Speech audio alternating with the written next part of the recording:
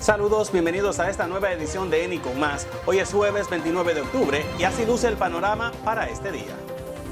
El gobierno federal pide más información sobre la masiva muerte de ancianos por el coronavirus en Nueva York. El FBI emite alerta de ciberataques a sistemas de salud. Inquilinos instan a la legislatura estatal a aprobar un plan de ayuda para frenar los desalojos en la Gran Manzana. En Nueva York, la Junta de Elecciones extiende los horarios para votar por adelantado a partir de este viernes. El huracán Zeta golpea a Luisiana, azotando casas y negocios con lluvia y fuertes vientos, y dejando sin electricidad a millones de personas.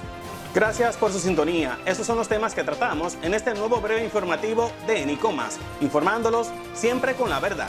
Empezamos.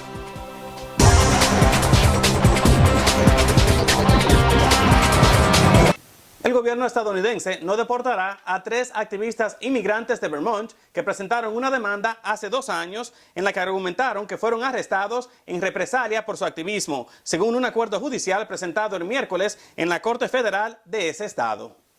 Como parte del arreglo en la demanda contra el Servicio de Inmigración y Control de Aduanas, ICE por sus siglas en inglés, y el Departamento de Seguridad Nacional, la agencia migratoria pagará $100,000 que se repartirán los 3 activistas y el grupo Migrant Justice, que representa a trabajadores agrícolas en Vermont, muchos de los cuales trabajan en granjas lecheras. Durante una manifestación afuera de la corte, uno de los demandantes, miembro de Migrant Justice, afirmó que ICE simplemente quería meterles miedo y silenciarlos al atacarlos como líderes comunitarios. En esa manifestación participaba una multitud que obstruía parte de una vía. Un conductor que deseaba pasar por la calle bloqueada por los activistas les gritó que se hicieran a un lado. El hombre luego sacó un machete y desde el asiento del conductor comenzó a golpear el techo de su vehículo, por lo que los dirigentes solicitaron a los activistas hacerse a un lado y el conductor pasó rápidamente.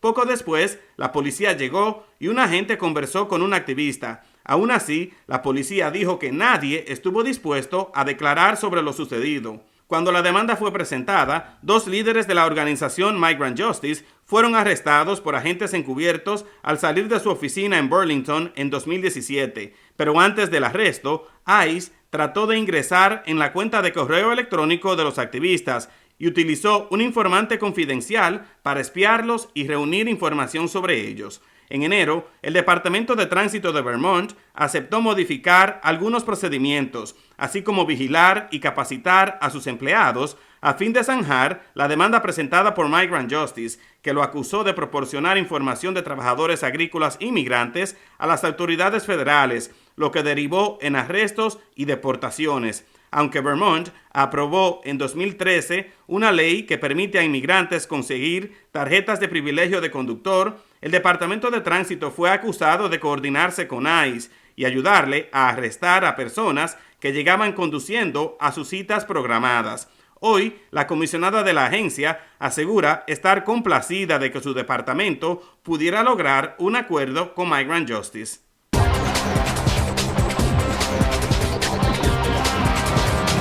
Pasamos a la Gran Manzana, donde el Departamento de Justicia de los Estados Unidos está solicitando a este estado proveer más datos sobre el número total de residentes, empleados y visitantes de asilos que murieron por el coronavirus en Nueva York. Desde Washington, el gobierno federal solicitó a los funcionarios estatales la información sobre los decesos vinculados a miles de hogares públicos y privados para ancianos en Nueva York en medio de un escándalo en el que se ha visto involucrado el gobernador Andrew Cuomo, quien en junio rechazó una solicitud de legisladores republicanos en el Congreso para proporcionar documentos y participar en una sesión informativa sobre el manejo de la crisis del COVID-19 en ancianatos del estado, alegando que era una retaliación en su contra por ser demócrata. A finales de agosto, el Departamento de Justicia solicitó más detalles sobre estos decesos, como precisar la cantidad de residentes, empleados, invitados y visitantes de ancianatos públicos que contrajeron COVID-19 independientemente de dónde se infectaron. Según el Departamento de Salud de Nueva York, el COVID-19 causó 6.720 muertes en hogares de ancianos e instalaciones para el cuidado de personas mayores,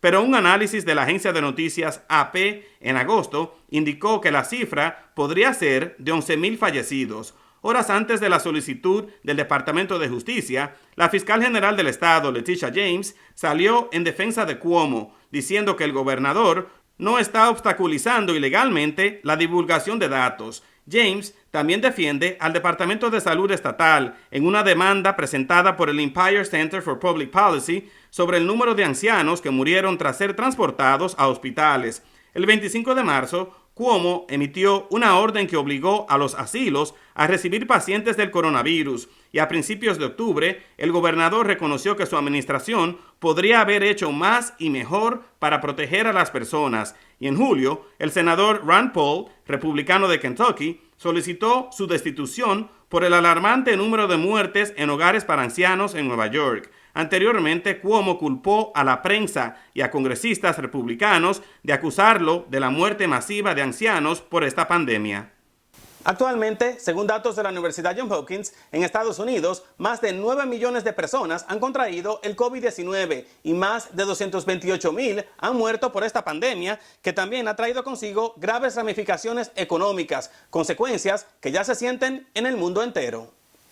La nueva ola de contagios y confinamientos y el cierre de actividades económicas se cierne en Europa y en Estados Unidos después de meses de avances contra este flagelo.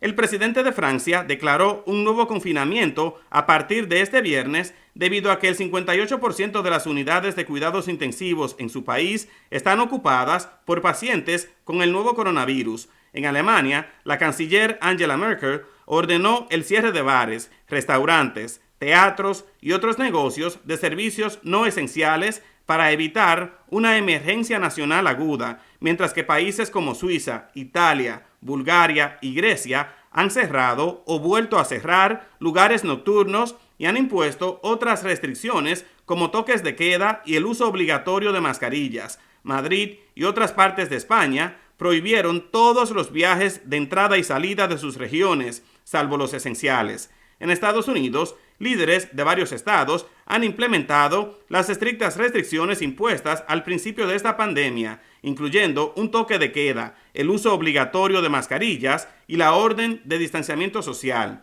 Los rebrotes y las restricciones resultantes sacudieron Wall Street, donde el S&P 500 bajó 3.5%, su mayor descenso desde junio, y el promedio industrial Dow Jones perdió 943 unidades, un 3,4%. Esto se produce al tiempo que en Nueva York 1 millón de familias podrían ser desalojadas por no poder pagar la renta debido a la recesión generada por la pandemia del nuevo coronavirus, generando así masivas protestas en la Gran Manzana, Long Island y Buffalo. Los manifestantes exigen que los legisladores estatales aprueben un paquete de ayuda que incluya moratoria de desalojos, el congelamiento de alquileres e hipotecas, un alivio económico para los trabajadores excluidos del plan de estímulo económico aprobado por el gobierno federal, libertad condicional para personas mayores y el cobro de impuestos más sustanciales a los neoyorquinos más adinerados. Desde que empezó la pandemia en marzo, el gobernador Andrew Cuomo ha extendido en 4 ocasiones la moratoria de desalojos de inquilinos, hipotecas residenciales y embargos de locales comerciales en este estado, la más reciente hasta enero de 2021. Aún así, se estima que más de 200,000 hogares tienen procesos de desalojo abiertos en los tribunales. Y según los activistas, en 2021, cuando termine la moratoria, hasta 1 millón de familias podrían ser llevados a corte por pagos atrasados. Pasamos a las elecciones. En Estados Unidos, a solamente 5 días de los comicios, más de 78 millones de personas han emitido su voto de forma anticipada o por correo. Lo hacen mientras que los candidatos presidenciales, el presidente Donald Trump y el ex vicepresidente Joe Biden, se aprestan para hacer campaña en el estado clave de Florida. Con el fin de convencer a los votantes indecisos, tanto Trump como Biden harán campaña en Tampa, con solo horas de diferencia, apuntando al sector occidental de Florida, una zona conocida por su rápida expansión demográfica, sus suburbios crecientes y su estatus como un reñido frente de batalla electoral. Las comparecencias ocurren en momentos que Biden destila su mensaje de campaña para centrarse en la manera en que el gobierno de Trump ha manejado la crisis del COVID-19, mientras que el presidente promete que la nación está encaminada a derrotar al virus, a pesar de que la cantidad de nuevos casos ha ido aumentando en todo el país. The past few months there's been so much pain, so much suffering, so much loss in America. More than 225,000 dead Americans because of COVID-19. 7,800 right here in Georgia. We're going to give black and minority families a real shot to own a home, start a small business, send a child to college debt-free so they can build wealth and pass on opportunity through the generations like everybody else who's moved in the middle class has been able to do.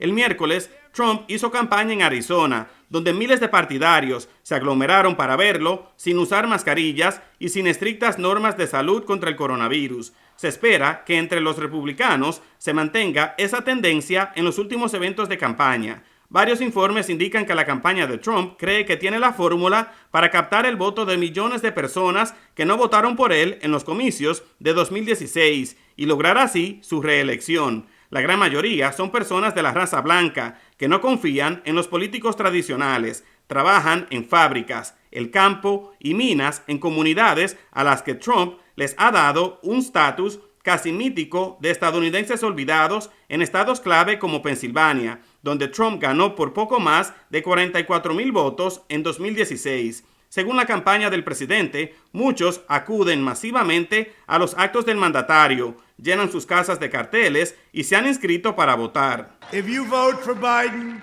it means no kids in school, no graduations, no weddings, no Thanksgiving, no Christmas, and no 4th of July together. Other than that, you have a wonderful life. Can't see anybody, but that's all right. You have a wonderful life. He wants everyone to, and it's not really, again, it's not him. I'm using this, but it's not him. He's a puppet. He is a puppet. He's a puppet. He's a beauty, I'll tell you. Aún así, analistas políticos consideran que a los republicanos les costará contrarrestar el entusiasmo que generan los demócratas, que hoy en día cuentan con muchos activistas en muchas de estas comunidades donde todas las mañanas colocan anuncios o reemplazan carteles dañados o robados por la noche. Con el fin de lograr su victoria, Biden tiene previsto visitar 3 estados que Trump dominó en las elecciones de 2016, Iowa, Wisconsin y Michigan, donde el sábado aparecerá con el expresidente Barack Obama en una concentración política. En una alerta conjunta, el FBI y 2 agencias federales advirtieron que delincuentes cibernéticos están lanzando un ataque de ransomware a gran escala en contra del sistema de salud de los Estados Unidos. Expertos independientes en seguridad afirman que este tipo de ataques en los que los delincuentes se apoderan del sistema y exigen una recompensa de más de $10 millones para liberarlo ya han afectado a 4 hospitales del país este mes y que podrían impactar a cientos más en las próximas semanas. Los agentes federales dicen que cuentan con información creíble de una amenaza cibernética inminente a hospitales y proveedores de servicios médicos de grupos criminales que se comunican en ruso y amenazan con robar datos y causar interrupciones en los servicios de salud. Estos ataques coinciden con las elecciones presidenciales, pero aparentemente no están relacionados. Los problemas administrativos que causa el ransomware, que convierte los datos en símbolos ilegibles que solo pueden desbloquearse con llaves de software entregadas una vez que la víctima realiza los pagos, podrían llevar al límite a los hospitales, que ya se encuentran bajo intensa presión debido al incremento nacional de casos de COVID-19. En los últimos 18 meses, Estados Unidos ha registrado una plaga de ransomware. En septiembre, un ataque de este tipo afectó a 250 instalaciones de la cadena de hospitales Universal Health Services, obligando a médicos y enfermeros a tomar papel y bolígrafo para llevar sus registros, obstaculizando las labores de laboratorio y la atención de los pacientes. Terminamos esta edición de ENI con el catastrófico paso del poderoso huracán Zeta, que tras debilitarse atravesaba este jueves el sureste de los Estados Unidos, dejando una estela de daños.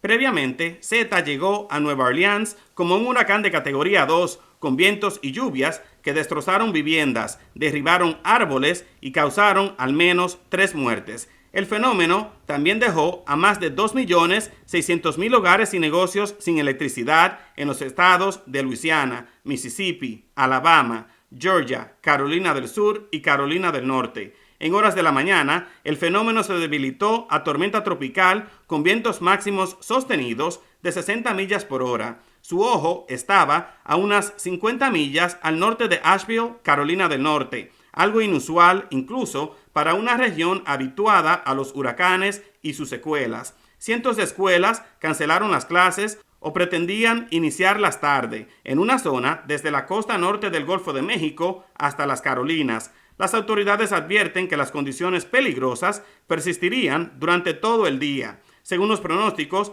Zeta cruzará los estados centrales del Atlántico como tormenta tropical antes de alejarse de la costa en Delaware y el sur de Nueva Jersey. El Centro Nacional de Huracanes advierte de vientos dañinos que se extenderán hasta el sureste de Virginia, al igual que fuertes aguaceros e inundaciones, como la posibilidad de tornados sobre las Carolinas y el sur de Virginia. Así terminamos esta edición de ENI con Más. Muchísimas gracias por su tiempo y su confianza. Los invito a que me sigan en todas las redes sociales. No se olviden de inscribirse a este canal de YouTube, de darle like a este video y de compartirlo. Deseándoles a todos muy buenas noches. Más noticias. El viernes los espera ENI con Más. Hasta la próxima.